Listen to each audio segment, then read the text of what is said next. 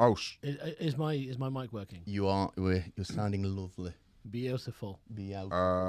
episode 26. Everybody, welcome to Btec Philosophers, episode 26, which I knew when I started this introduction of this sentence. My man. weight in stones. Oh, you wish. Fuck you. 26 stones, is that a lot? That is a lot. That would be huge. That'd It'd be huge. I don't actually understand, because I do by kg. Kilograms, yeah. So I think I'm about 75. Fucking hell. Is that a lot? Well, it depends. I mean, it's a lot less than me. So we're welcoming today's guest, the wonderful Eshaan Akbar. Round of applause for Eshaan Akbar. Thank you for taking advantage of my availability. We invited you on here yesterday, just Yeah, because we were painstakingly trying to find a white Ray to introduce, to ask you to come. Really? So I was just painstakingly crafting the message. Painstakingly waiting for the Edinburgh Fringe so everybody's fucked off. Do you know what it was? Eshaan's here. Nico Eward, like a week ago, he asked who's not going to Edinburgh, and then a list of people replied, "I'm not going." I was like, "Oh, these people we can have on." Oh, yeah, there you go. Yeah. Do you know what? That's such a diss to anyone who you haven't asked on that list. Yeah. You've just looked through I and was gone. just scrolling through, this one I want. It's very convenient. Yeah. So I bring it up. Yeah, go on. Let's see. Let's go through the list and work out who would want on. Who's been rejected? No, but obviously, we're gonna go slowly. Well, we'll get.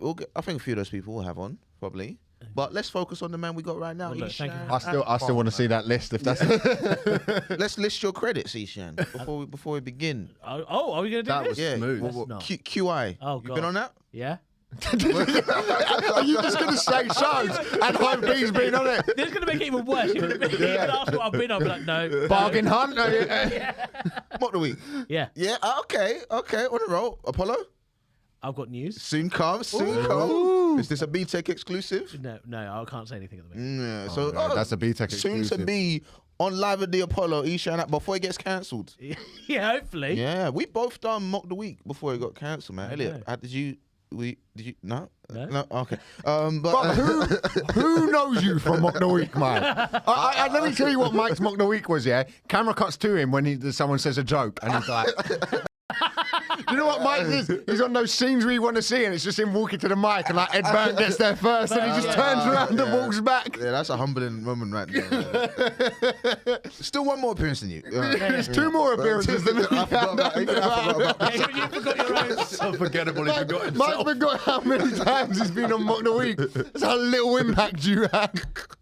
I'm the reason it got cancelled, man. They went. Give him one more chance. Yeah, diversity, man. We need that. Yeah, I did 3. I was happy with 3. Three's a good number. Good innings, man. Before it gets cancelled, Yeah. 3's a good number. What was your best one? That's a good question. I thought my third one was the best one because I You were was comfortable. Yeah, I was a lot more comfortable and I had a lot of good banter on the desk. Were they all the Zoom ones? 2 of them were Zoom. Yeah. What was that like? When my dad did have I Got News for You on Zoom, and he went. He was just like, it was fucking awful. Yeah, it's not. But that was right at the beginning of lockdown. Yeah. It's not fun because Zoom gigs aren't fun, are they? Well, that's a lie. I do quite like some Zoom gigs, but for a TV record like that, I mean, it's just a bit. I only did one Zoom gig. And it was I did. OnlyFans. No, but I wish it was a Stu Goldsmith's one that I was told. This is the nicest Zoom gig. Do not worry, and. I was the first ever person to be heckled on it. Brilliant. And then I was bombing so badly I logged off. As my set went on, I just logged off and I told Stu, don't pay me. He's like, it's like 15 quid, mate. And I could have done with that 15 quid during lockdown. I was like, no, I'm not accepting any money. And there was this thing beforehand, I know you're going to pick me up on this, but like, this is how I knew I was going to bomb. He went, oh, just so you know, people have their pronouns in their bios on the Zoom thing. I was like, oh, that's cool. Yeah, fine, whatever. And then they all came in. And I was like, you don't need them. I'd have fucking guessed. Yeah. I would have known you were a guy. I'd have known you were a woman. No, I didn't. But you know when it's like, you're just, fucking... Yeah, but you just can't take the chance, can you, anymore? But that's the whole thing, so you don't have to guess. You don't have to. It wasn't a guess. It wasn't a guess. But some are convincing. Yeah. either way. There are some very like male-presenting women and female-presenting men out there. Yeah, but not these ones. These were the ugly fuckers. these were they weren't even trans. They weren't even. They were just. It was just a bloke with him, and I'm like, yeah. Surely, I think partly it's like to make people feel more comfortable, or just to kind of set like, don't presume. Yeah, I know. I'm probably wrong on it, and it's just like, but it's one of those things where I find it a bit performative. Yeah, but this is also another one of those things that the West have taken a long time to catch up on, because like Asiatic languages, they don't have this issue at all. Oh, really? Why not? Because the he, him, everyone is referred to as a they, and so generally you'd refer to the item, maybe might have some sort of gender designation. Yeah. But generally speaking, like ancient Indians, Red Indians, they've got like 17 different genders, and they've always had it. It's never been an issue. Oh, really? But what will happen is here, we'll have these conversations like, oh my God, we're so progressive. They can come out with these new ideas, and they've existed for fucking... They've been around for a while. Long time. See, it's the chopping hand stuff and things like that gives bad promo, but really, all the pronouns and shit is really, they're ahead of the game. Well, we could all learn from each other, innit? Maybe a little less stonings, maybe a little more, yeah. a little more genders. Yeah. I think the other way around, actually. I think we should start stonings. Right. Yeah. We should have a few more. There's a When few... you say we, who do you refer to? The British. The British, okay. Yeah. I'm referring to everyone in here as they have their means of torture. Oh, we don't do. and What do we punishment. do? Fucking cancelling. That's not a No, I stoning. mean like historically. Historically, you the had British, your fair share of... nooses. we got rid of it. and- Unfortunately. Yeah, and that's what I really want to get into today. What should we bring back from him? Yeah. Not whether we should or not. What should we bring back? But I do think like sometimes when I look at like British politicians, I do get embarrassed on behalf of the colonizers. In what sense? Because they are pathetic. Yeah. Aren't they? British politicians are pathetic. Yeah. And colonialism, sure, all the bad stuff happened. It's undeniably impressive, though, isn't it? Yeah, it's amazing. A tiny Strong country, man. these man, like Elliot, wearing full tweed, ruling Indians Yeah. in the fucking heat. That is impressive. Yeah. And all the torture they Like did. the delegation and all of that stuff. Do you know what I You're mean? telling Like me 100 British people turned up, there's 1 billion Indians, and they took over that's yeah. Do you know what I mean? That is a story for the ages. India's a weird one because You're telling me black people couldn't run away? Fuck.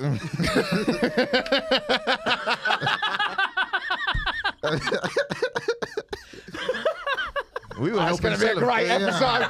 I mean, might have to go on the Patreon, but we. So, like in Africa, right?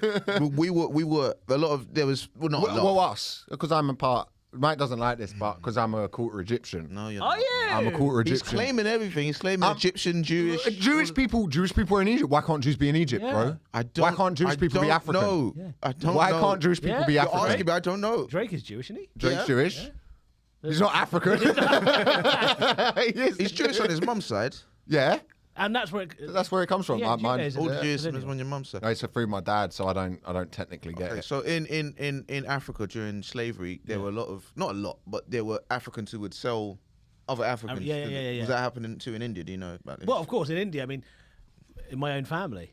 Oh, really? So my great-great-great-grandfather was knighted for services to the empire, and they said it was social work, but he was actually a spy. What, like he's checking it? He's not paying his taxes. He just checks in on the disabled. I'm sure he was trying to sell our neighbours. That's so funny. Listen. If you went on Who Do We Think We Are, it's like, 'cause my ancestors fighting on the boats. Like, no, they sold the boats, man. We got, Who do we think you are? A bit of a cunt, actually. but bro, we got 6 tea gardens out of it. So You never want to be knighted by the British in like the 1700s, do you? You don't. never want to. as a brown dude, are you mad? Do not want that. Do you know the levels of dastardliness you have been up to? Why's Grandpa got an MBE?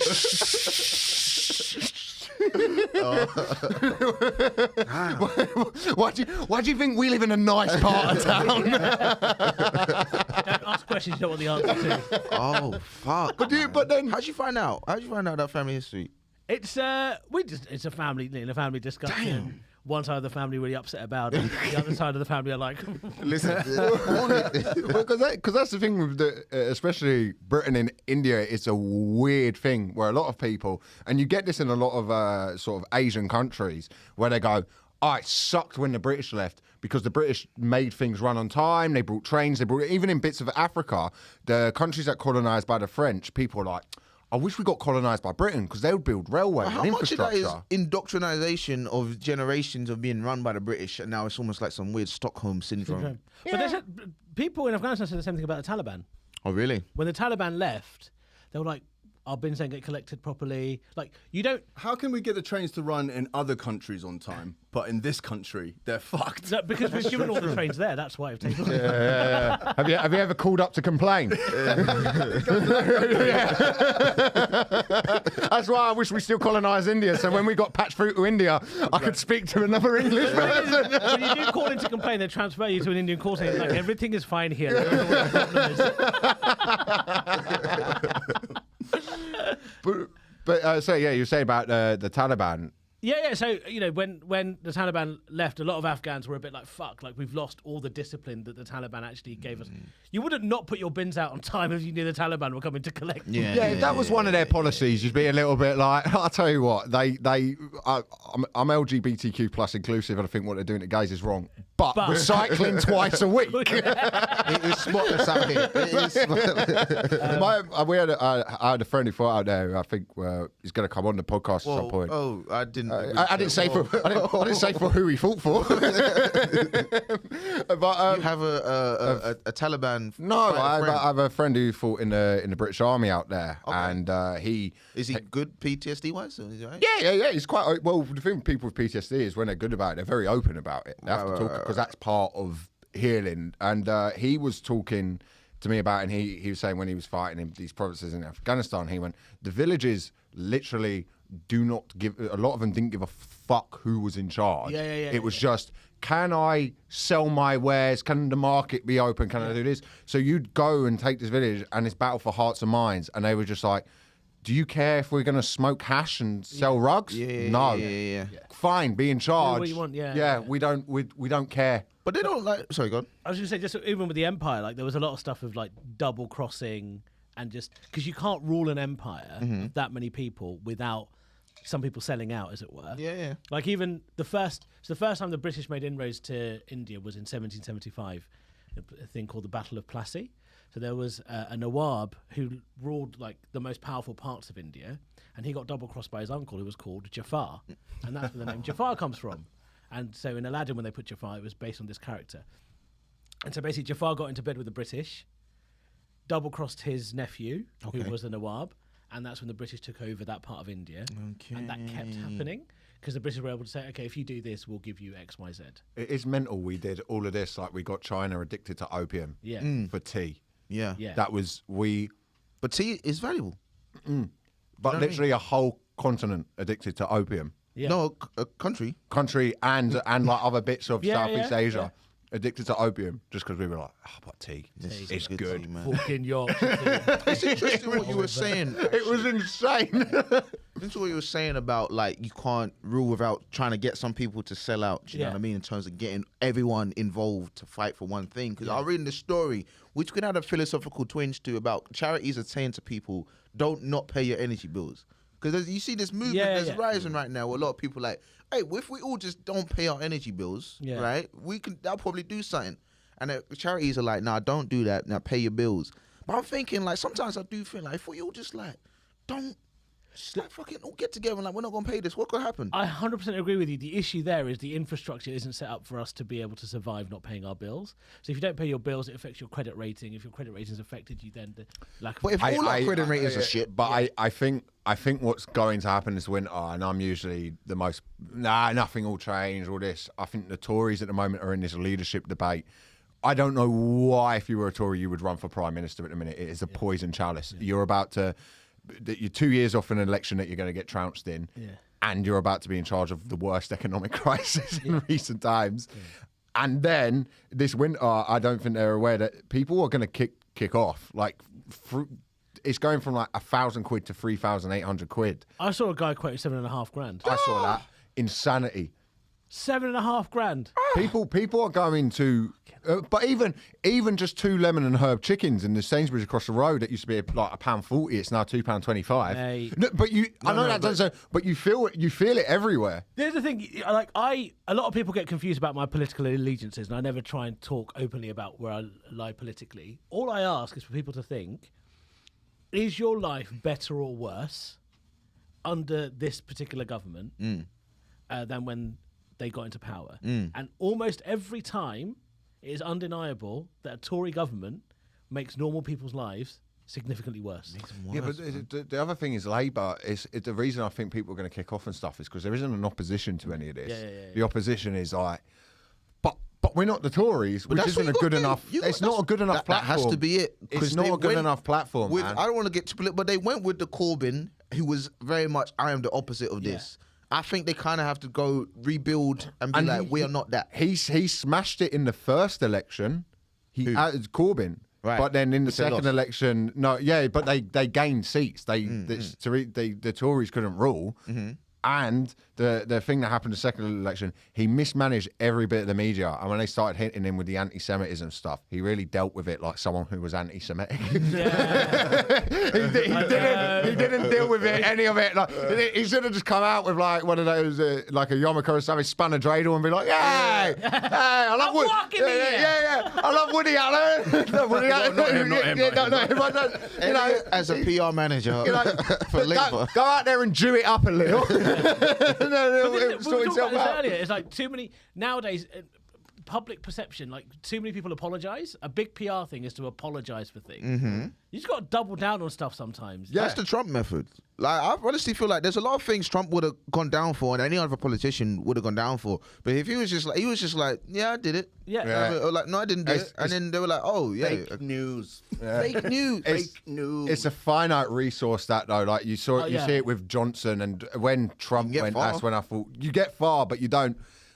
Trump only got 4 years, and 2 of those years he actually could be in charge. The other 2 he was fucked. You can't keep doubling down with that.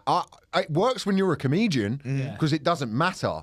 But if you're trying to be president of the United States, you can't keep. Almost got away with it.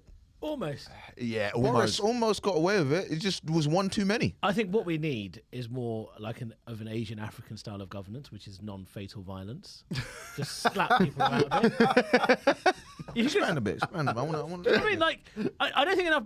I think we've public floggings. Yeah, we've often said stoning's back. Yeah, that's often fatal. Tomato. We're just spitballing ideas. I think I've spoken to you guys about this before. Like, not enough people have been punched in the face. Yeah. If you've been punched in the face, then you know not to fuck about too much. Yeah. With politicians, it hasn't happened, and we should. Like, I want to see like shoes being flung. At politicians. They've got a statue for that guy. Didn't he run? He became an Iranian political candidate, didn't he? Like prime ministerial candidate that did. The guy who flinged the shoe at George Bush's reflexes were on point. Yeah, he got a Biden's getting smashed. Biden wouldn't even. It'd just improve his mobility. Need more slapping, basically. Is what I'm saying. Remember that guy that tried to punch John Prescott and he gave it back? Oh, no, threw an egg. He threw an egg. And John Prescott. His ratings went up. People relate to that kind of stuff. Prescott was a man of the people. Like, he was actually from there. Normal dude. He was like the connector to the actual Labourness. Yeah, I think it's funny the British psyche. That Nigel Farage, this is what when like you sort of fight. And I'm saying this because of the circles I'm moving in comedy, where people couldn't understand why Nigel Farage was popular, is because he would just have a pint and a cigarette, and people relate to that. And then he would start, and some things he'd say were mental. So much for any Muslim candidates. Oh yeah. You're gonna. Well, there's the mayor of Sheffield.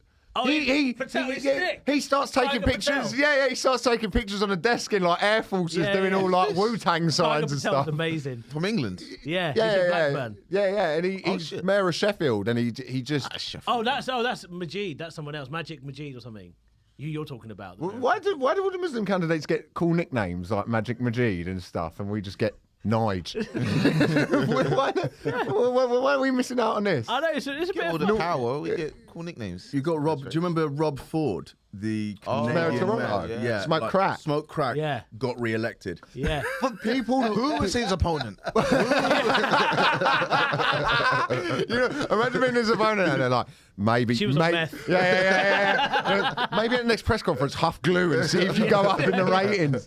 But people do kind of relate to that. That's why, like, a Trump or I never got it with Johnson, because Johnson, I thought it was clearly fake. Yeah. That he was clearly nasty. Yeah. Whereas Nigel Farage, I have this horrible thing of like, this has always been my thing with Nigel Farage. He would be great to talk to in a pub. Yeah, you can have a pint with him. I don't want him running for any Yeah. leadership position. But if you Same got with Trump. yeah, I'd have a drink with Trump. Trump would be. He doesn't drink. He doesn't drink. There you go. He drinks Diet Cokes and eats KFC, but it doesn't actually touch alcohol. That sounds like an amazing night Trump out. wouldn't do rounds. Trump Diet Coke and KFC on a night out. Come on. Yeah.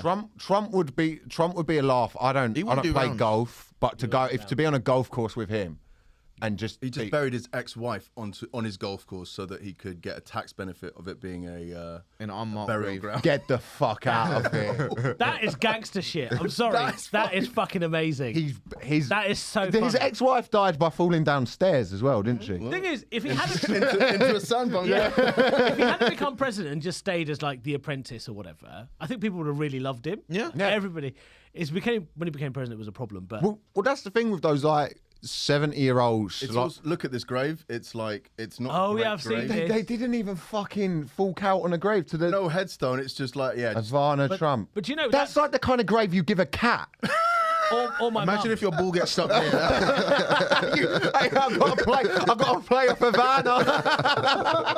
Muslim graves are like that too. So my mum's buried exactly the same way. What, On Trump's Trump's- golf? Yeah.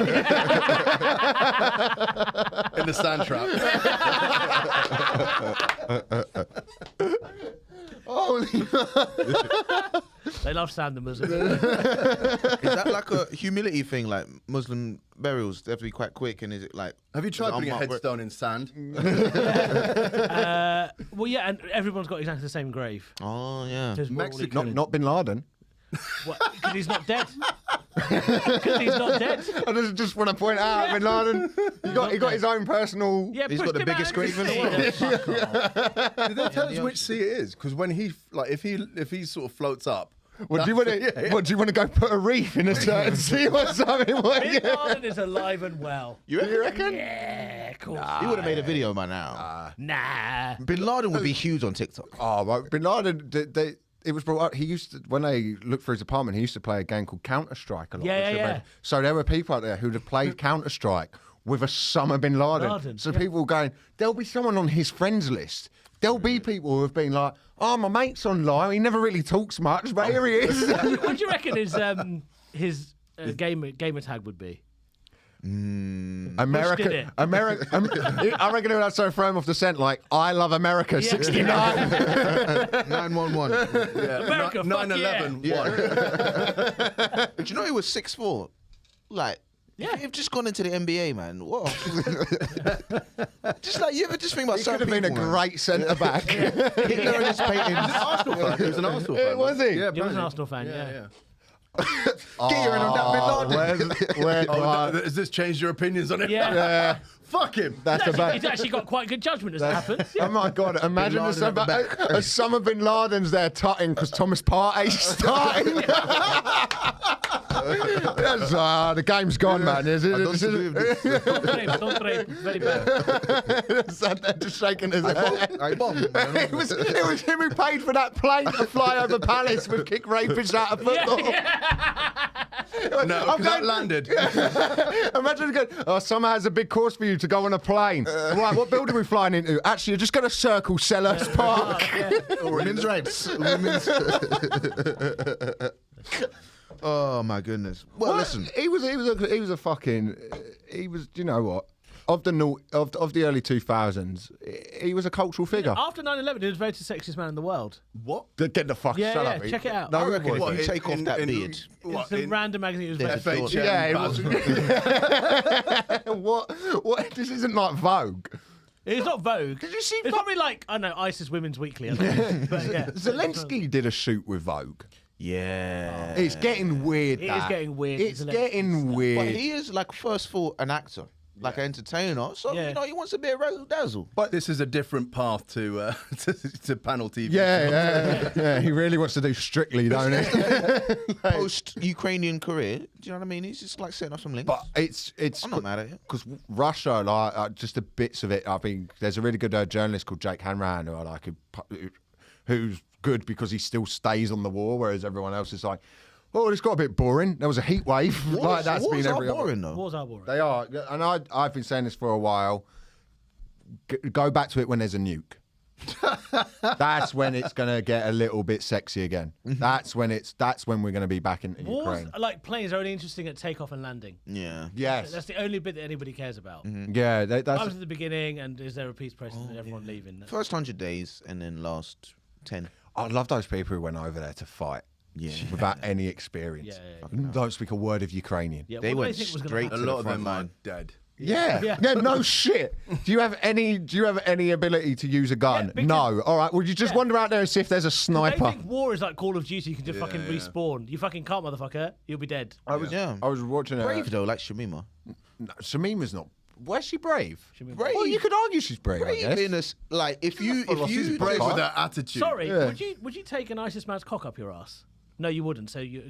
Well, it depends on the They don't circumstance. use lube What's out there. on the line?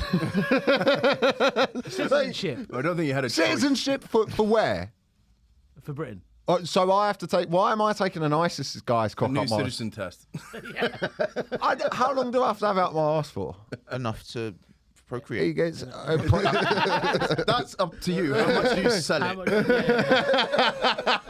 yeah, Shamima is brave. In terms of what she thought I agree with you. what she was fighting for, that's a brave decision. Well, yeah, like, okay. fuck You my could, GCSE. you could argue. I was again. We try to come with everything with nuance on Get this. Shamima on the pod. Is she in the I would country have Shamima on the podcast. now? Is she in the country now? They didn't. No, they didn't let her in. We'd have to go abroad to do. You can get a special visa for performance. Yeah, like get on. That's such Get a her bad a satellite or something. We get. Should we try find a representative and see if she'll come on the So pod? See if she's on Facebook. She's quite fit now. She's quite fit. Yeah. Oh, that would be so you, Mike. That would be so you to end up in a relationship with Shamima Bergam. It would be the most Mike thing I've ever seen. No, it wouldn't. It would be very. It would be very you. I would do it. And she's just here for the. She's just here for the citizenship now to be married. There's a Facebook group called Hunt for Shamima Begum. Hunt for her. Hunt for her. I think the people know where she is, right? She's in a fucking. Did you look her up on Facebook? Yeah. Let's get Nasima Begum on. She seems much nicer. Yeah. She seems like she'd fucking not talk about ISIS a lot. It's just That's such an a. unfortunate name, isn't it? To be. No, I agree with you there. I think a lot of people underestimate the role that bravery plays in being, whatever it is, a terrorist or an insurgent, whatever. You need to be brave, if not a bit stupid. Yeah. So it's simply with It's comedy. misguided bravery. Yeah, it's misguided bravery, but nevertheless, it's bravery to be able to say, I'm going to fucking leave everything to go to Syria. And Well, you got Yeah, but if you live in Birmingham anyway. she knows Yeah, she's in the best Green. Yeah. She didn't live in Birmingham? She lived in Bethnal Green. Oh, well. Okay. Well, you could Joke still stands. Yeah. The non-white side. Yeah. Oh. Yeah, she wasn't working in a coffee shop. She was pre-gentry Green. But yeah, I guess there is that thing of like, you know, you really have to believe in what you're doing for your religion, or not just your religion, but like the idea that I could totally see someone going, hold on, the West has oppressed this area so much, I'm going over there to fight for my people. Yeah. And for an act of freedom. The same way someone here probably goes, I'm going to go over to Ukraine and fight for these Ukrainians. And there's a level of just, you don't quite understand. Yeah. Because I bet you'd A bit get... like having a free speech podcast. I'm joking. Oh, fuck. Oh, we've only just got out of a war with him, I Eshaan. like it. Stop calling it a war. It's not a war. Wars are boring. Something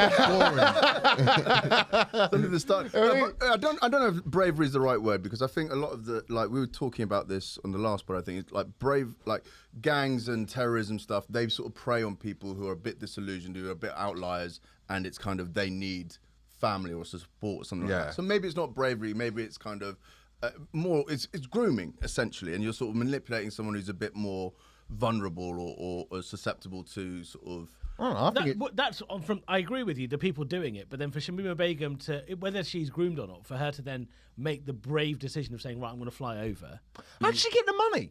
I just think they give you the money. They'll set you up with it. We should fucking try get them to send it. We should say we'd do it and then invest it in the podcast. Who's more likely to get groomed out of you two? Oh, Mike. No. Mike is Mike. Let me say this. Mike, groomed for what?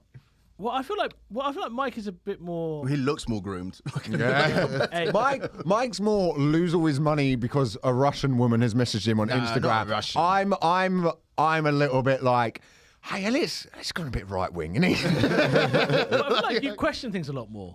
I'll question it. Yeah. I'll dwell on it, but I might not do it. I feel like you're more impulsive. Well, I joined Atom Wharf or something like one of those fascist groups that are banned. Yeah, I feel like you're more like fucking and then you'll do it. I end up being a member of the Proud Boys. Yeah. I could easily be in. I swear to God, when I was 14 or 15, when I was deep into my conspiracy theory age, I would have. You always say it like you're out of it. I'm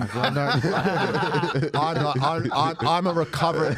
The way people are recovering alcoholics, I'm a recovering conspiracy theorist. Yeah. I can't get involved with it. Otherwise, I'm going to talk about it too much and ruin, fall out of people. Like existential, like aliens and shit, or like actual, just like the government's lizards and shit. No, as I got older, I think the problem with conspiracy theory, I truly believe conspiracy theories actually offer too simplified a solution to what's going on, is that it's chaos. No one's really in charge. These institutions were set up a long time ago and we're just following them, and everyone's kind of knows it's a bit dumb now and things need to change, but you can't come out. It's like the war on drugs. It's anyone under the age, I imagine, of 30, you go, no, the war on drugs we've lost. No, that doesn't necessarily mean you sell them in Londis, but there's got to be everything that's gone on with the CIA in Nicaragua. That was a conspiracy theory before, wasn't it? Oh my God, the government are giving us crack, and they're the ones who are feeding crack in certain things. No one would ever. That was a conspiracy theory at one point that has turned out to be true. It was kind of true, but I think my personal opinion with that conspiracy theory is it's given as an excuse, especially for things because like the Black Panthers and stuff ended up getting into the drugs trade and the arms trade, and so it's kind of creates. Well, the CIA smuggled it in. I don't think they did. I think they turned a blind eye to people who were going down. They saw drug runners going down to Colombia and places like that. They said, hey, if you stop off in Nicaragua and give the Nicaraguans these guns for them to fight the communists, whatever you're going down there for, you're going down there for. Because the government, the CIA, the deep state were making a decision of like, well, communism's a bigger threat to us than cocaine. Yeah. And so it came in, and then the minute it hit the black communities in America, which were the most deprived, and crack came about, it spread like wildfire because it offered people an escape. So why didn't white people get hooked? God, They I feel did. Like, I feel like it's 3 a.m. at a warehouse party. I'm a guy in a smoking area, comes up, bums a cigarette, and you're like, when's he gonna fuck off?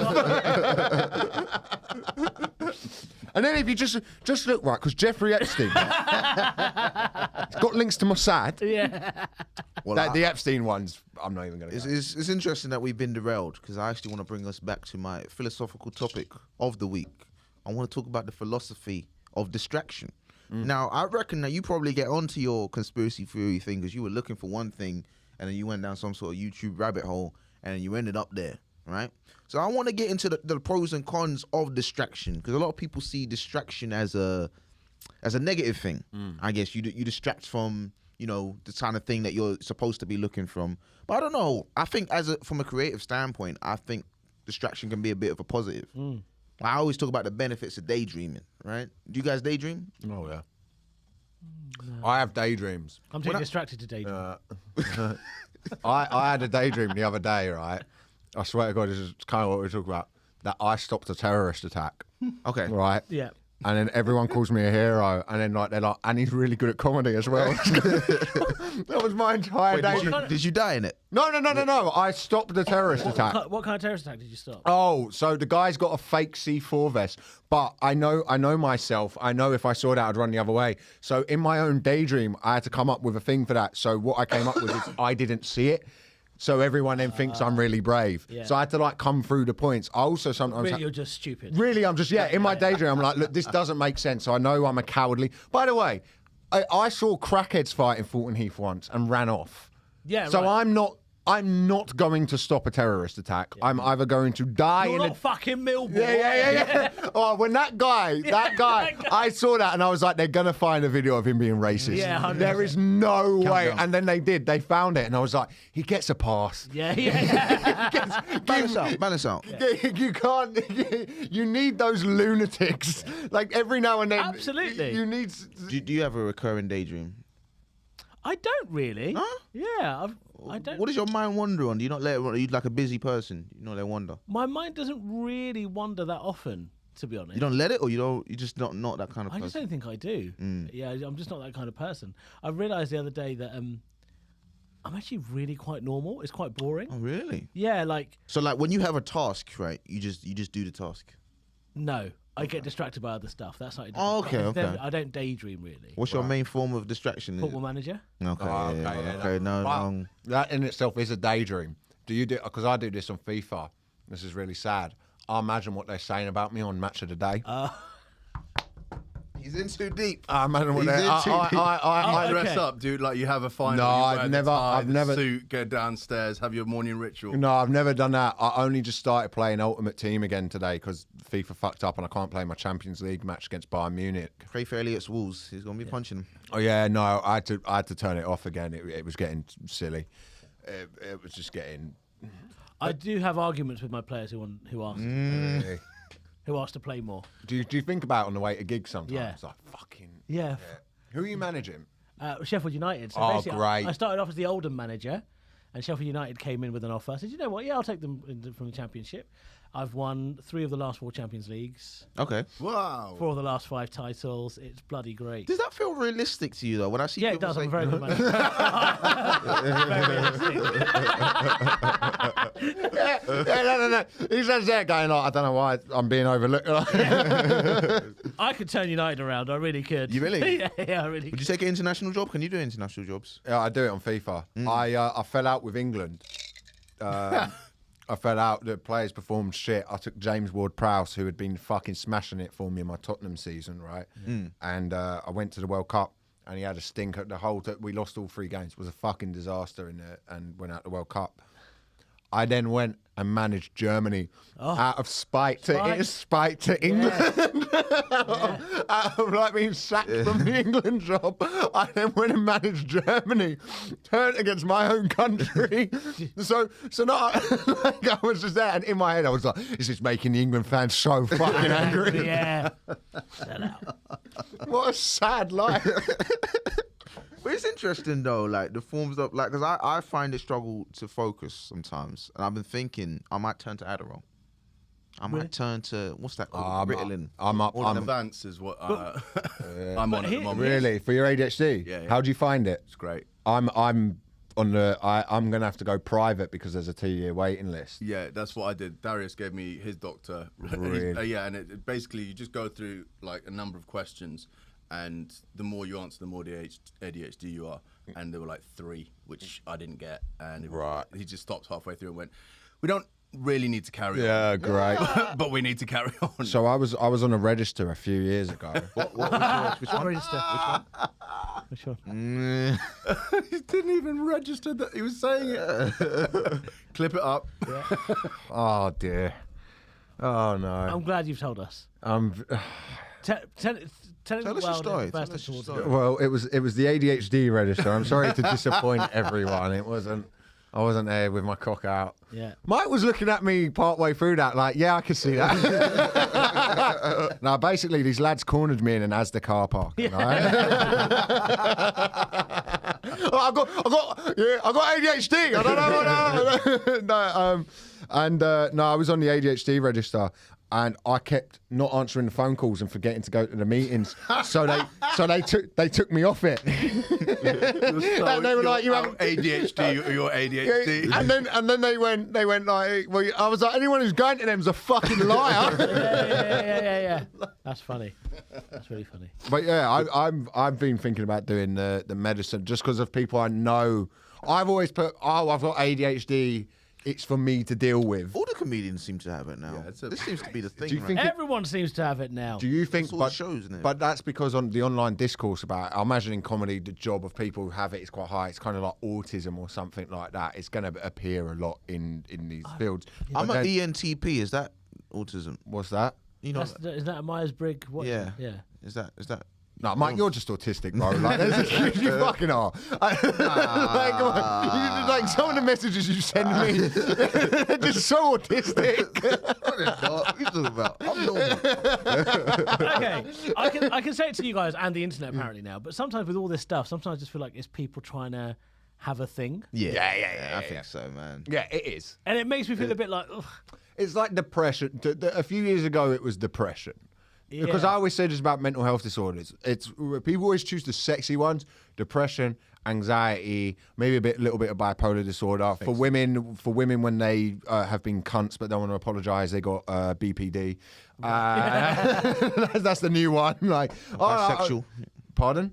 Bisexual. Oh, bisexual. Yeah. The amount of people in comedy who are bisexual who keep fucking the opposite sex and only fuck the opposite sex is astounding. No, there's a lot. They just go on stage and go, but as a bisexual, or my favourite ones, queer. That used to be an insult. Gosh, the game's changing, man. I can't keep up, man. And the thing is, ultimately, none of us can really. Can't comment. We We can't. can. We can. We can. But we can't. You Keep can it to the question- WhatsApps. And we will.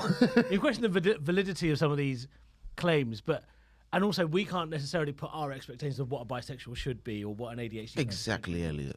I get that, but a part of me is like, listen, I'm sorry that you're middle class, white, and boring, Yeah.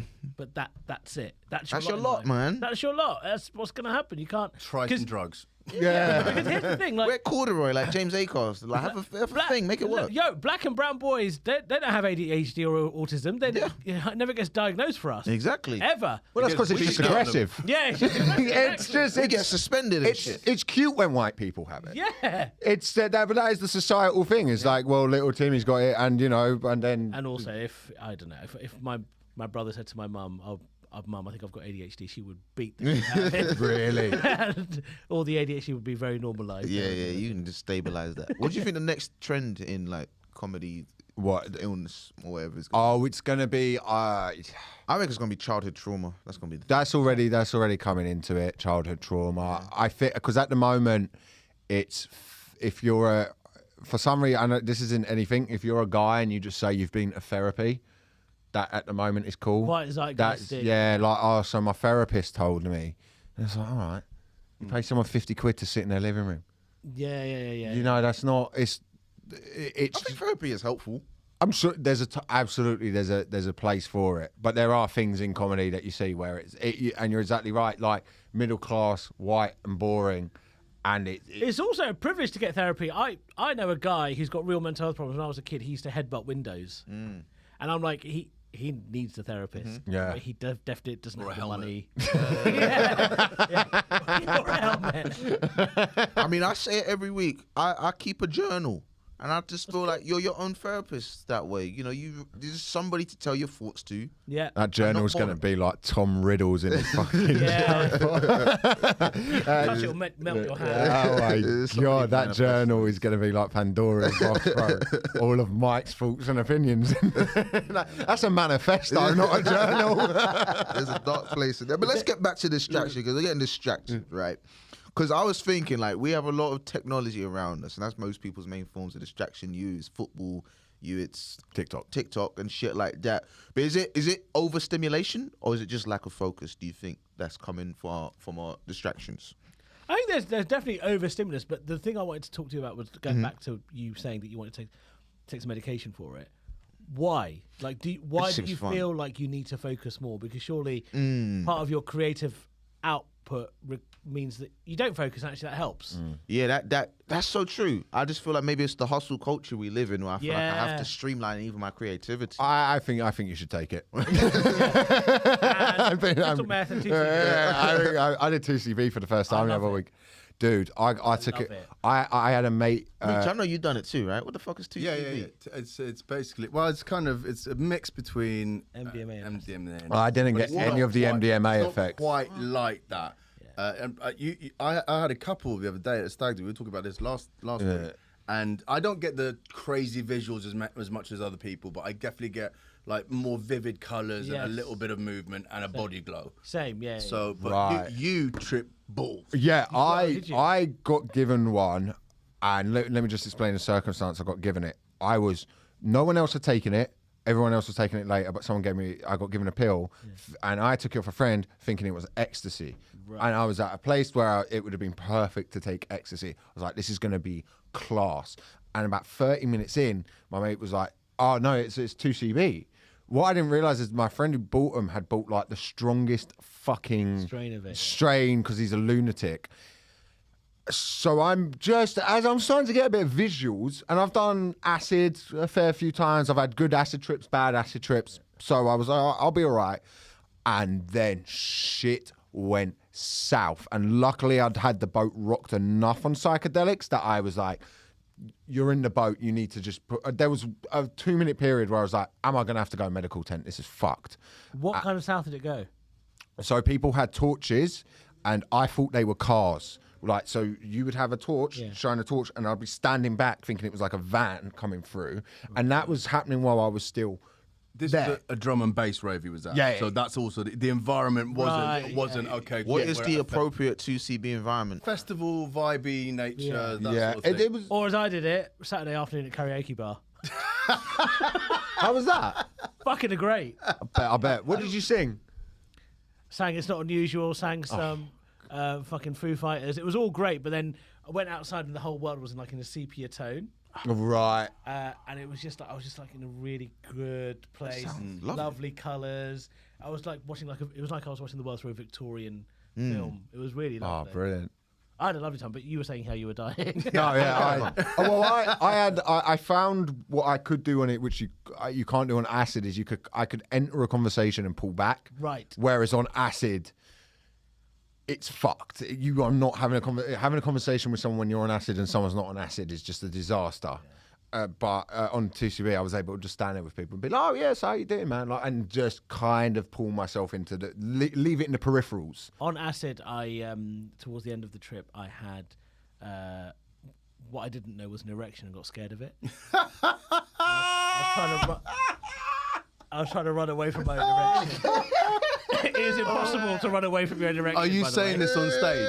Are you saying this on stage? So what, you running backwards? Oh my God. How are you doing it? How do you run it? The floor is yours. Now, this podcast has been distracted to talk about No. I'm here. So this week we're talking about the philosophy of running away from an erection. So basically, that particular trip was mad because on the way, basically, why? I was in the Shakespeare's Head in Holborn and I decided to drop some acid. No, dude, in a pub. Yeah, I shouldn't have done it. But anyway, what then happened is I could see every single person's inner pain demon. So every person was walking around with like this Dobby the house elf type And that character. gave you an erection. Well, Dobby the house elf character who was telling me their inner pain. So I got on the tube at Holborn and there was a girl in front of me. What was just as someone who's done acid? Yeah. When you say you got on a tube, like was that an ordeal? Yeah, it wasn't. Yeah. Because I can't. If I'm on acid, making a cup of tea takes 40 minutes. But I was like, okay, I know when it's coming. Let me try and preempt this and get home before it really hits. So I got on the tube, and the woman in front of me, I could see her pain demon, and I was saying to my mate, I was like, we need to get off this tube because I know what's going on. And he goes, what do you mean? And I said, well, her boyfriend's having an affair with his secretary. And then she goes, how do you know? Fuck off. Right? I promise you. Fuck so off. I'm like, what is happening? Just sweating balls. I got home, all the buildings are swaying, whatever. I lie down, and then I have like what I now know to be hard on, but it was just, it looked like a tree. No. How old were you when this? Was this your first hard? So I just didn't know what it was because it was like brown and big, and I was, All right. the whole room went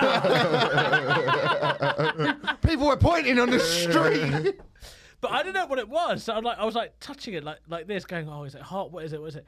I literally had no idea what this was. Yeah. So I stood up and I was like, oh my God, it's stuck on me. So I started shaking, trying to shake it off. Were you naked? Yeah.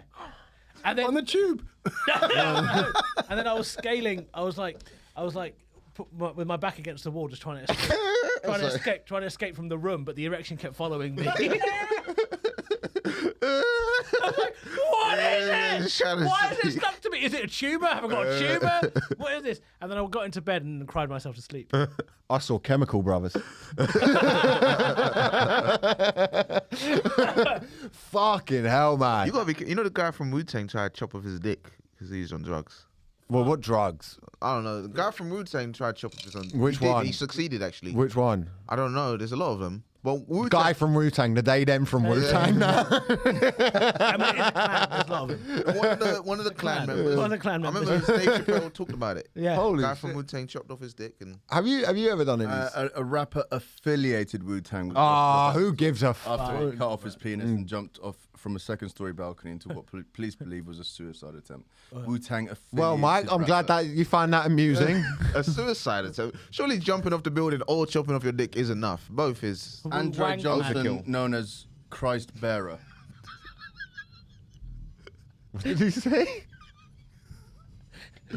I said, woo, wank.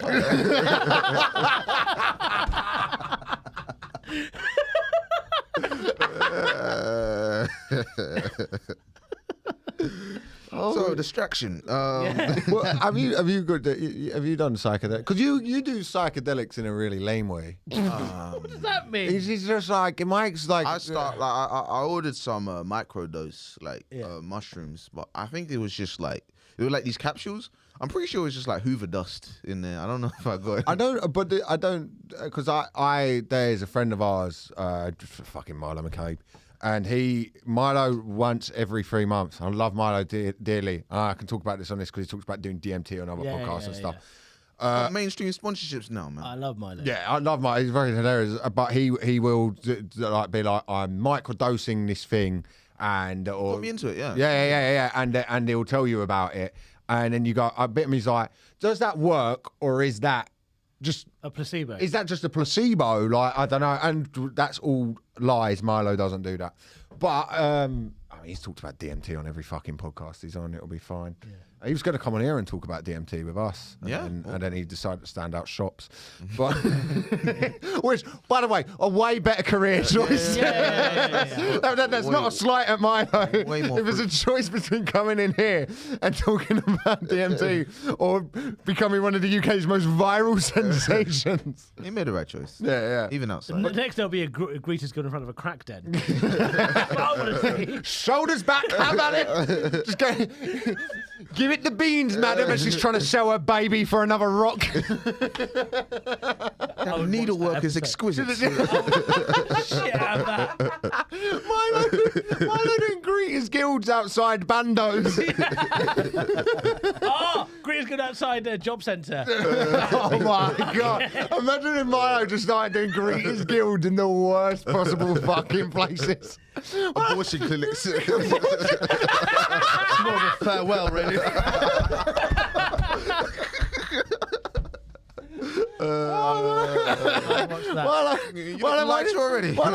Why'd you do him at Bosnian death camps?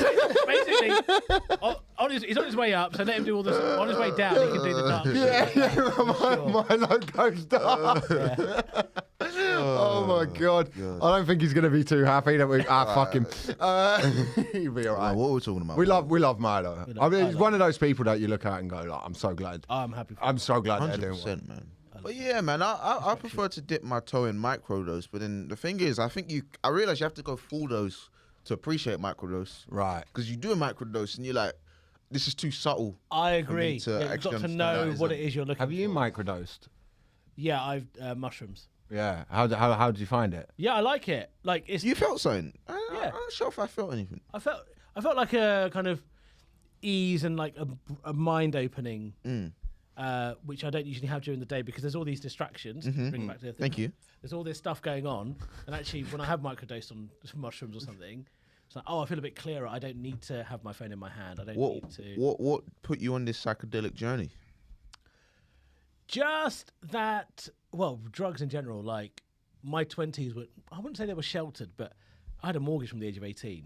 Crazy, man. So You I- businessman. Yeah, good for you, bro. you, bro. That's more impressive than doing coke. So my whole 20s, like, it was just, I was a very responsible guy. I had a full-time job in the city. Yeah. My, I didn't go on holidays with my mates, anything like that.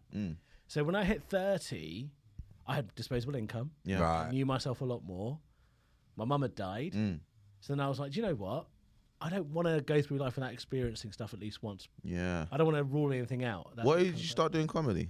29. 29. So if somebody who knew you from like, I don't know, 23, 24, they saw you now, would they be like, what the fuck? Yeah. For real? Yeah. Yeah. They'd be surprised. They'd be surprised that I do all the things I do and the way I do them. Because we first met, So You Think You're Funny final. Yeah. Yeah, that was when we first, the one you got kicked out of in the semi-finals. Yeah. And The final, we were in the final. yeah, the final, yeah. We're in the same place. Take your mock the week and shove it up your ass. Yeah, we will. The guy who won our final quit comedy 6 months later. Yeah, that goes after fucking Graham Linehan. Does he? Yeah, that's his job. He's basically like a journalist or something, but he just constantly attacked Graham Linehan for being a trans. Aidan Strange. Yeah. This guy beat me in the final. I was livid. I was livid too. Yeah. Did you come first? I didn't get placed, but a lot of people were like, he should have placed. You want a gift card? I came second, and I won £2,000. Wow. That's second prize? Yeah. Yeah. Manford was one of the judges, right? No, I think he was just given the. Okay. He was just given the thingy. I then did tour support for him, so life works out. Yeah. I done tool sport for him. Did you? Have you? No. I don't think. What were you saying about? I could not imagine, and I love Jason Manford, anyone worse to do tour support than me walking out there and doing a suicide routine to his lovely. I did tool sport in Margate. It didn't go well. Did I? No. Well, I did as best I could. Yeah. But it's just like, I seaside town. smashed every single time I did it. Yeah. Oh, multiple times. Yeah. Okay. Well, Big brown cock. big brown cock. Scared of. Smashes. I just went out to that Jason Manford audience and waved my big brown cock, and they couldn't stop clapping. That's a big flex. Scared of your own penis. Big flex right now. So what were we talking about? Psychedelic. Well, yeah, because that's when we first met. Yeah. And then, yeah, I remember we kind of had like, we did a bit of the comedy calf every now and then with each other and stuff. But you would, when I first knew you, weren't very go-outy. No. As in, like, you wouldn't go out drinking after gigs and things like that. Like, that was quite abnormal. You would even say it yourself, that was quite an abnormal thing for you to do, to stay out drinking and stuff. Yeah, comedy was a whole new world for me. And, like, I didn't really socialise very much in my 20s. I don't really have friends from school or university that I'm in touch with because I had such a responsible 20s. But in my 30s, it's not about recklessness. It's just I'm one of those people that believes you've got to try the rich tapestry of experiences life has to offer. ISIS, suicide bombing. Yeah. This is how How it works, baby. You've got to try everything once. It's all chapters in a book, Suicide bombing. Try suicide bombing once.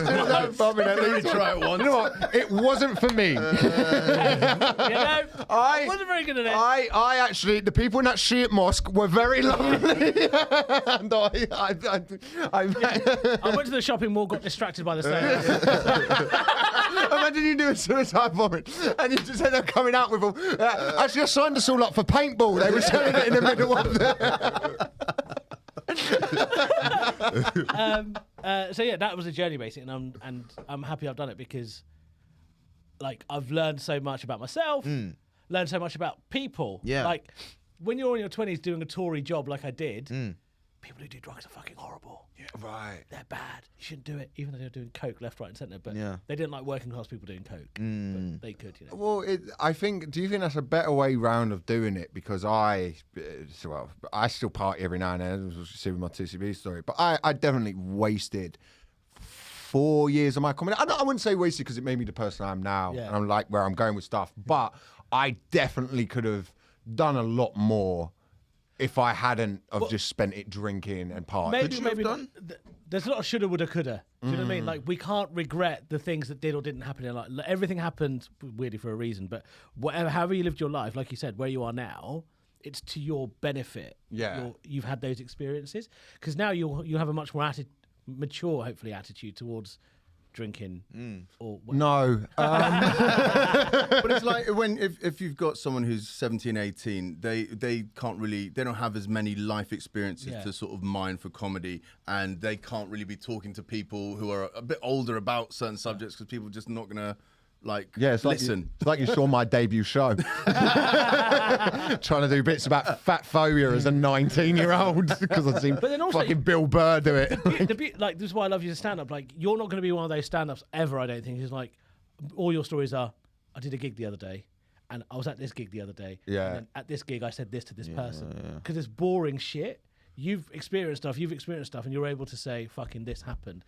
Yeah, I do look at certain things as with going out and partying and stuff, and I wouldn't say it's wasted time. I think the thing with session is you get 50 of the same story, would be my way of putting it. And there's a guy I really like on Instagram, Nicky John, who puts out a great thing going, avoid the pointless sesh. If you're just going to sit around a table talking shit to 6 a.m. with it, there's a time to do that. Good to have those stories, but you don't need to do that every weekend. Now, say you're at a party and you've got a thing, and then he always goes, and if you're single when there's girls and there's this, and there comes a story, that's fine. But when it's just you're all sat round talking, kind of like a way cooler version of this, like this is just a lame version of 5 a.m. No. To be fair, 5 a.m. is a lot more fun.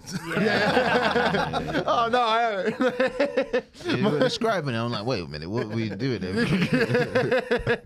But I do think like the way you've done it, where you go, no, I'm in my 30s now. I'm going to go and try it. I'm going to try MDMA. I'm going to give this. Oh, did you find it scary when you first did those things? Yeah, absolutely, a little bit. I was a bit like, oh fuck, like I'm going to be the one that dies. Yeah, it's definitely going to be me. You have that anxiety. I'm a fat guy, it could happen, but. My blood pressure can go through the roof. Well, you can say that about anything. You can say that about crossing the road. It's not just. But my fatness, I don't think my fatness determines. Maybe I'm slower crossing the road than other people. I don't know. No. They see you. They see you. The Tesla sensors goes off like 2 miles. But you get those nervousness, but yeah, I'm glad that I've done it, and now I have a lot more. There have been times where I've been on and out, and everyone's on it, and I've chosen to go, actually, no, I'm all right, actually, and I feel confident enough to be able to do it. Whereas I reckon if I was younger, I'd be a bit like, oh my god, they don't want to be my friend. Yeah, but they're fucked. They don't have a fucking clue. Well, there's a thing that someone used to say who ran a famous nightclub owner in Soho, who had a phrase of "nothing good happens after 2 a.m," which I don't agree with. My mum used to say something, but after 9 p.m. once EastEnders is ended. What time's the week on? 3 times, maybe. But I had a thing when I went through. It's always after 2 a.m. When I wasn't drinking for a period of time, when I was drinking or doing drugs or anything, I gave myself a rule that at midnight go, because everyone's gonna be on a different. Like, you don't realize how fucked up people are. We had it the other night when I came to meet you. I was hammered. Yeah, I was fucked because I was waiting for Mike to finish his show. So no, you were late, and then your reason was, oh yeah, I was doing my fantasy football. I'm like, that's I not was a in the reason. draft. That's I was drafting the team. Yeah, it's that's a not draft, a reason. Mike. It happens at a certain that's not time. a reason to but be it late. happens at a certain time once a year. To me, that's a reason. That is fair. Not an apology. Not sorry. I was like, yeah, I was drafting my fantasy football. Okay, an apology would have been good. Oh, well, what am I apologising for? I wasn't late. Yes, you were. You were on stage. No, we were supposed to meet there. You were like, yeah. No, you decided we should meet there. Yeah. All right, well. That's a contract. That's a social contract. That's just you saying, let's meet here, and me going, no. I feel like a gay dad. You're wearing the right shirt. Yeah, exactly, that's fine. Yeah. You'd be the fun gay dad. You'd be the fun one. I love that. I love it. I imagine me at school going like, hey, no, Mike's my brother. And they're like, hey, you see when white people say that? It's not as cool. But yeah, it was.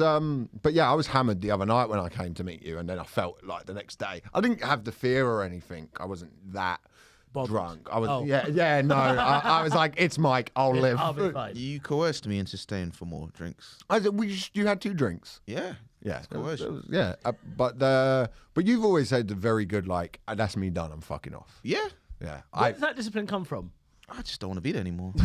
Really? Apathy for your friends. With Mike, it really is. It really is like just goes, and you go, "Hey man, where'd you go? Yeah, you guys were just boring me." I don't put it like that. I used to do a lot of Irish goodbyes back then. I stopped doing that now. Apparently that's rude. I say goodbye to one person. Yeah, putting a bomb under a car. He rings you. Mike rings you 3 days before he leaves to let you know he's going to leave. No, I just feel like I'm not big on what's it called, the fear of missing out, because like most nights, 99% of nights end the same way. And then that time where you do stay and then you get to see what staying is like, you're like, oh, this is, Yeah, it's one of the, it's very rare. That's a tremendous amount of maturity, though, isn't it? Like, I don't think a lot of people. How old are you? 27. Okay, yeah, that's fair. Yeah, that's the thing is once you get there, it is worth the good stories of like when you're like, and then man, I left, I went on my way home and I met this girl on the tube and we got chatting and then we ended up fucking behind these bins and then and you have one of those stories. Now I'm a dad, you know what I mean? Like, you know what I mean? What? Now I have AIDS. You know what I mean? That's how the stories go. Well, you think what? Well, You meet a girl on a train, you fuck her behind a bin. Most likely you're not using protection. no, but that's part of the the c'est la vie of it. But here's the thing: I'm in my 30s. I always have condoms in my wallet. Okay. You see, that's Elliot a man. says he just doesn't. Elliot's still in a relationship. That's why I said when you have those stories. Past tense. Yeah. Let's make clear. My missus is on holiday at the moment. She's going to listen to this episode. My missus, she goes on holiday, and I She think. probably getting some dick, man. Oh my god! I said Holiday dick. I said to her when because this is her second holiday in like the last month. I said to her, Same place. To meet Pablo. well, yes, she just loves Greece. Did you voice notes to your mum? Having a. There's a roller coaster I'm on. I mean, you've gone on your own. He's taking these pictures. Why's your selfie stick got hairy arms? That picture where she's being led across the beach, right? That's the kind of resort. No, I said to her, I was like, look, if you did anything on holiday, can you just take it to your grave? Like, I don't give a fuck. No, you do, because you're asking us. No, my thing was. You're just hoping she has the same opinion with you. Like She's giving me a free pass for Vegas, which has ruined it. It's ruined it. So all the fun's gone. Yeah. What is she giving you a free pass for? Oh, just to like I can. Well, then do whatever you go get spaghetti. Go I'm allowed to go to the Grand Canyon. Yeah.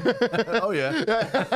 So really fuck her up with it. Go and have like a 15-man orgy. I said to her, get married. I said to her, what did you do? We got back and you found out like I just been having loads of gay sex. Yeah. Like and she was like, that would actually bother me a little bit. She was like, she has a thing where she was like, oh, I could get over a woman, but like a guy, she was like, it would be too emasculating. Really? I think it's the deception. There's a lot of that with females. Like there's guys, if a woman has, I cheated with you. With who? Oh, this girl. Sweet. Yeah. But like, if girls do it, it's kind of like there's this kind of like they don't feel you're a real man. Yeah. There's a lot of that. Yeah. It's kind of like I suppose it's Girls get the biphobia ick, or something like like from, like you blowing on your food, let alone you taking a dick. Oh my god, you know what I mean? they get the ick over fucking anything. Yeah. What ick do you reckon you've given a girl? Do you know when the train is about to stop and you don't know what side of the doors? I love how specific that was. You had that in. That was back. That was in the pocket. Yeah. Do you know that hesitation I've done that? And I feel like that's shit. That was my stop.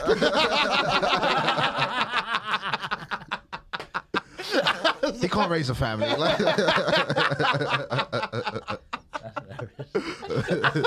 the worst thing I've ever said to him.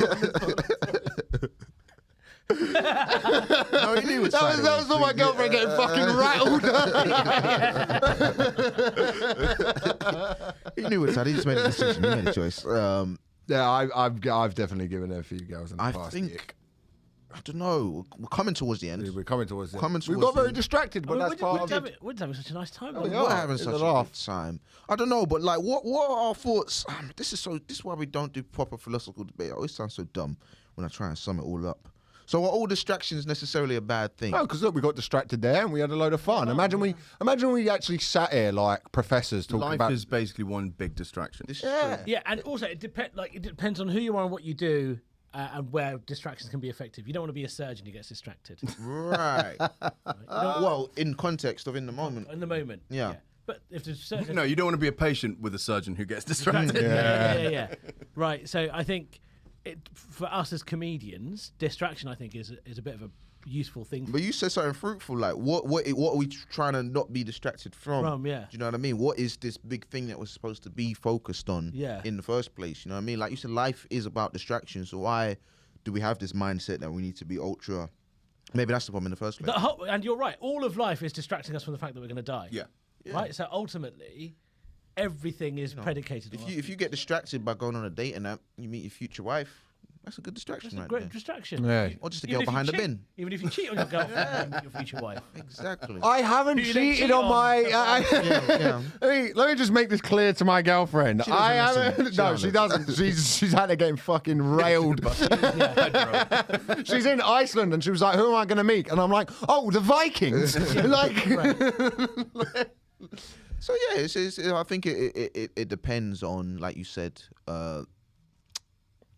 It depends on what you're getting distracted by, and then what's it all for in the end. I think. Yeah. That's my summary on distraction, and I think daydreaming is a positive thing that we should do more of in society. Like actually just sitting down and just like being unfiltered and just letting things I think pass through your also mind. with comedy, particularly, we're recording this. I don't know when this is going to get released. Thursday, right? So it's the Edinburgh Fringe at the moment. Mm-hmm. The Fringe gives this false structure to comedy, which is that you do a good show and then you get spotted by someone, you get a good agent, or you go on tour and all this stuff. To what end? Like, we're told to hustle to get this perfect tour show together, or perfect show for Edinburgh, for fucking the Skinny to give us 4 stars or whatever. But again, to what end? Because ultimately, I do this job because it's fun. Yeah. I want to have a nice time with my audiences and be able to pay my bills. Mm-hmm. And the better and better I get, hopefully that will grow, and the more money and it makes my life easier. Mm-hmm. But if today you said to me, I'll give you enough money to pay off a house for your dad, and you never do comedy again, I'm like, all right, I'm done. Really? Yeah. I do it to usurp my dad out of so I can get him back for the attention he never gave me as a child. Yeah, fine. Which I talk about in therapy a lot, as it happens. I'm still trying to find my dad's house. Let alone give him. I think we discovered your reason for comedy as well. Every audience is the Christmas he wasn't there.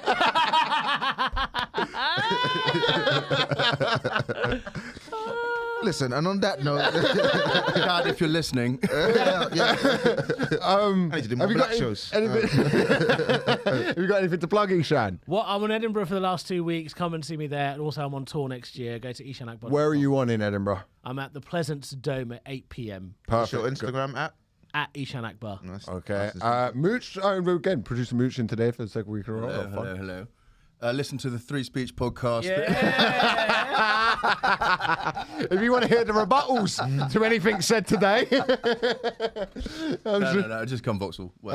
And we've got a big announcement. Me and Mike will be doing half an hour each at Top Secret Comedy Club on September the 12th. Mm-hmm. Oh, shit. Solid date. We had to pick a day after. I don't even know if it's the 12th, you know. Fucking hell. No, it is the 12th. Is it the 12th? You told me it's the 12th. It is the 12th. Fair play, it is. And we will be doing it. We will be doing a new half an hour each. Mm-hmm. It's going to be a lot of fun. It'll be great to have some Btec fans there because you guys know what the fuck we do. And we kind of want to go on stage and say what we want to say. Whereas sometimes you can get a little bit... It'll be good to have more people who listen to this and stuff and that enjoy this stuff rather than sometimes your London audience who can be great. But maybe a little cagey on certain stuff. They've come with the office party. Hey, man, I don't know what jokes you're planning to tell on this one. They're not jokes. They're fucking warnings. Warnings and statements. So we'll be doing that next month. That would be a great title for your show, actually. Warnings and statements. If he pulls it off, yeah. That sounded so. Yeah. You know what? We should definitely set up a show called The Thing With, right? Okay. And you get the audience to enter something. Yeah. You just have to do a joke. So someone goes to The Thing With black people. And we could do it. But it's not Hating Live. But we could do it at the same time as Hating Live, Yeah. just to cause more of a rift with Leo and Darius, and we'll get Kate Kurd on. Oh shit! They didn't go for that. The thing with Bridges is I got my Amazon special. Black Bears Matter on Amazon now. Please watch that, enjoy that. We've got a Patreon as well. Just Patreon, £3.50 a month. You get more Btec content. You get the releases a couple of days early as well. Yeah, we should really be charging more for the fucking Patreon, and we don't. We're gonna gamble all of our Patreon money. Are we actually doing? We're gonna gamble all of our Patreon money, and more updates to come. But we're gonna. How are you gonna do it? Are you gonna do it roulette? Blackjack? Probably because I don't know how to play. We're going to go to roulette, and we're going to do a Patreon special when we hit a certain amount of money. We're just going to take it all to the casino and see. We're going to film that. We're going to film it in tuxedos. We're going to rent. Are we going to get tuxedos? I have one. You've got a tuxedo. I was going to say. I think you would both be perfect if you wore one of those T-shirts that had a tuxedo. Oh my god! yes, that is the vibe. And we're gonna go to a casino and we're gonna gamble the money. If the new lad who's I've just told we're gonna be paying to do the videos is listening. There's no money. There's no money anymore. We lost it all on 32 red. But listen, man, thank you guys for listening. We'll be back next week. Thank you to Eshaan for coming on. Thank you, Eshaan. This has been Btec Philosophers, man. See you next week. Bye. Bye. Bye.